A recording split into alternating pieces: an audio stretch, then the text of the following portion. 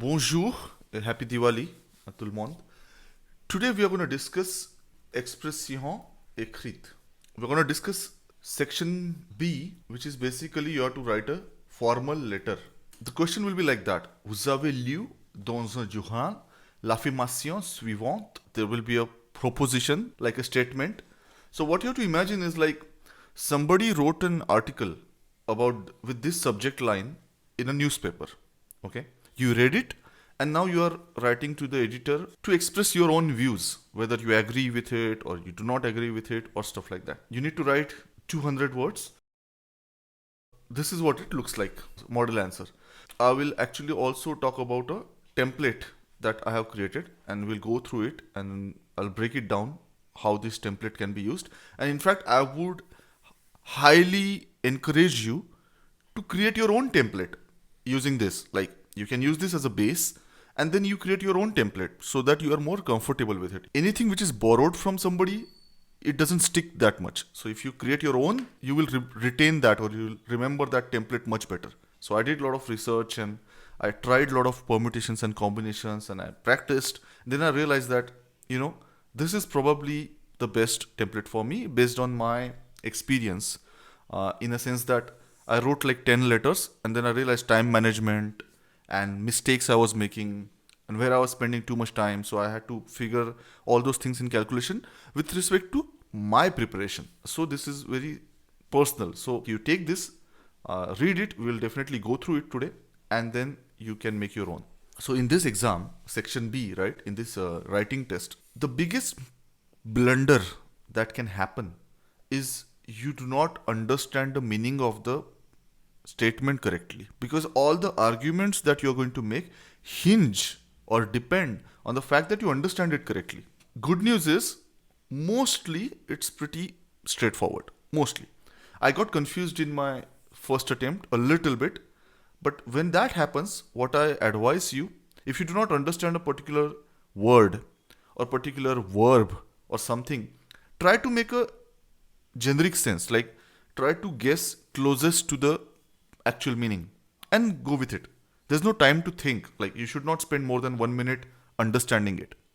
Okay, it's unlikely that you will get it horribly wrong, but it's possible. It's a possibility. So for that, what we have designed is we have designed a exercise today. If you see the instruction, I have put in 15 problem statements. You have to translate them in English. So now we'll go back to the assignment again. The sweet spot is 250 words or anywhere between 200 to 250 words. In your writing exam, start with this section B first. We already discussed section A multiple times and we have allotted 20 minutes for section A. So automatically section B gets 40 minutes. But the important thing is start with this first, because this carries more weightage as compared to section A. So you want to make less mistakes in this one than the other one. So you start with this, and what you do, how you break down the time is you spend 5 minutes for planning, then you spend 30 minutes writing it, and then you spend 5 minutes in correction. It's important that you spend 5 minutes in correction. Okay, do not forget 5, 30, 5. Good news is, if you have practiced the format and if you have created templates, it is totally possible to write this well in 30 minutes, because so many things are already there for you. Like, the format dictates that you already know what to write, at least 20% of it. So let's even break down this 5 minutes of planning. So what you do is 1 minute you spend on the problem statement, like understanding the problem statement correctly.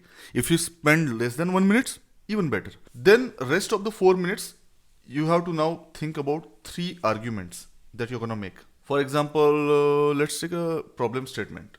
Everyone should be vegan. Okay, you have to talk about 3 arguments. Basically, this will translate to 3 paragraphs. 3 paragraphs. This is the crux of your letter. Everything else will come from your template, more or less. This is the thing that is going to fetch you points. Now, the biggest decision to make here about this 3 being an odd number is, are you for this statement or are you against this statement? That's the first thing. Okay, are you going to make 2 arguments for, 1 against, or 2 against and 1 for? Or something that I do not advise, 3 arguments against the preposition or 3 arguments for the preposition. That I do not advise that, because that becomes monotonous and you might end up repeating a lot of expressions. So ideal breakup is 2 is to 1. Either 2 for, 1 against, or 2 against, 1 for. It doesn't matter what you think. Again, okay? Do not take it upon yourself to debate. It's not a debate competition. Make sure that you follow this 2 is to 1 pattern. Now, this 5 minutes of preparation which I was talking about, first you have to break down this. What will be my 2 is to 1? Will it be like for 2 against 1 or against 2 for 1? And then you have to take notes about your arguments. Any paragraph, any such paragraph, so there are 3 of them, right? It is divided into 3 parts. First part is make your argument. Like just write your argument. Okay? For example, in this case, everyone should be vegan. My argument is it is not practically possible for everybody to be vegan. That's your statement. That should be the start of your paragraph. I'm talking about all of these 3 paragraphs one by one. Okay? I mean, it's a similar template for all 3 of them. First, make a statement. Second, like expand by examples. So once you make that statement, it is practically impossible to be vegan. Then give some examples. Like, if I'm vegan, I cannot have milk, I cannot have eggs, I cannot have... Then it will take me twice amount of time to prepare my breakfast, or I'll not be able to survive in France and stuff like that, right? Without cheese and stuff. So that's example. And third is conclusion of this argument. So even though it's a noble thought to be vegan, it is not practically possible. I do not support animal cruelty, but I don't think it's practical to be vegan. This forms your one paragraph, one argument. Every argument itself is divided into statement, example, conclusion. So this you have to repeat now 3 times for all 3 arguments. Now let's go back to the template. So this is simple. You should have this always ready. It's like fixed. You should not spend any moment about thinking about this. Okay, same, just fix this. They do not mention the name of the newspaper, so you have to select. So stick to one, stick to this address. No thinking, no wasting time. This should be written in like 30 seconds. Now then you have to write the subject. I went through a lot of combinations on this when I started, right? So I used to say concernant mon avis, point de vue sur le sujet, réaction à l'article de madame, whatever, due. So there are multiple ways of writing the subject of your letter. Eventually, what used to happen is I used to get confused, like what should I write? I mean, there's so many options. Either I can paraphrase the given statement, or I can say point de vue, I can say mon avis, réaction. So I said eventually, I do not want to waste time. I don't want to waste like 1 minute in thinking all the options and selecting options. So I settled on this one. Avis sur l'article de somebody. Author. And this is author I'm making up. They don't give you the author name. This used to be then my final version. It doesn't have to be your final version. I don't think this is particularly impressive, this one, because it's very generic. So if you can come up with a better version of this, good for you. You can gain maybe some brownie points. When we do the exam specific preparation next month, we'll do a lot of variations of this so that you have options, and then you can select the best one for your own template. Okay. Then you have this thing. Salutation. Madame la rédactrice en chef. Like this is the editor in chief. And this one. This is also something that you can fix. Intro. I will give you a lot of options on this. Try them. Whatever feels close to your heart, whatever you can remember well, whatever you feel comfortable writing, settle on that. It should not be more than 3 sentences. The intro is talking about I'm the loyal reader. I read this article on this day and I want to write today in reaction to the article published, right? So this is starting of your arguments, but not paragraphs. Now we come to those paragraphs, 3 arguments, okay? And as I said, every argument will have 3 parts in itself. 4 part if you want. You can also develop. This is optional, but if you want, you can. So presentation, you write your point, you write your argument, you develop it, you explain it further here after this one. So basically, you write it in brief in first line, like you are just explaining the argument a little bit, and then you give examples, and then you give conclusion. Why are we doing this? Why are we breaking down this thing, like even the paragraphs to these 3 or 4 points? It helps planning. The 5 minutes you are planning, you can just think in this direction so you don't get stuck. Okay. And more importantly, what it helps in is sometimes you have seen that you end up writing like one sentence of 4 lines or one sentence of 3.5 lines. You remember that? I have pointed that out multiple times to multiple people.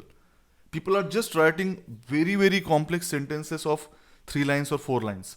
This helps you avoid that. Argument, development, example, conclusion. One sentence each. So if you do this, you will end up writing 4 sentences and that will become 1 paragraph. Good enough. That's it. Maybe 4 lines, maybe 5 lines. So this is how I approach this. Like an engineer. Break it down. Solve the smaller problems and the bigger problem will be solved automatically. And then there are these useful expressions for this part. For example, pour commencer, this is for the presentation, like the first statement of your argument. If it's the first one, tout d'abord, premièrement, right? If it's the second one, you can use en deuxième lieu, en outre, d'autre part, or d'ailleurs, beside. This is the second one, second argument. And if it's the third one, it will be opposite, right? The third one will be opposite, 2 for, 1 against. है ना? So you can use cependant to start with. However, toutefois, nonetheless, enfin. This is like a opposition to your earlier ones. So I've given you 3 options.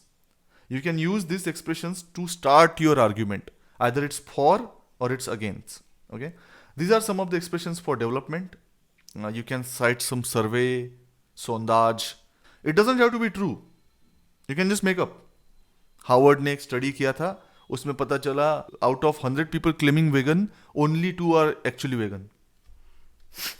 Nobody is verifying whether Harvard actually did that or not. So this kind of tricks help. Then example section mein you can use these expressions. When you are actually writing the letter, like I'm telling you, 40% is already written for you. Like if you use this kind of, your own templates. All you have to do is fill in the 60% part.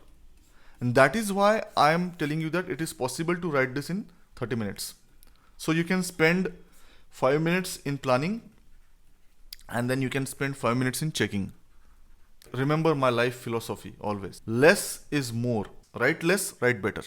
And take your CLB7. And then we have conclusion, which is after your 3 middle arguments, like 3 paragraphs, you should write a small conclusion paragraph. And then this is a salutation. This is what it is. Or you can select another one, which is simple, small, easy to remember, and then write your name. And that's about it. Okay, questions. Any questions? So if we are presenting 2 paragraphs for and 1 against, how do we usually make a statement that I am against it or I am for it? Don't do that. That's what I'm saying. Do not do that. Look at mine. Effectivement, je suis partagé sur ce sujet. I'm split. Don't take that stance that I'm against or I'm for, because it is very difficult to come up with 3 against or 3 for any subject. It's much easier to come like 2 for, 1 against, or 2 against, 1 for. So you give yourself better chance of writing something. Or do not waste your time in counting the words again.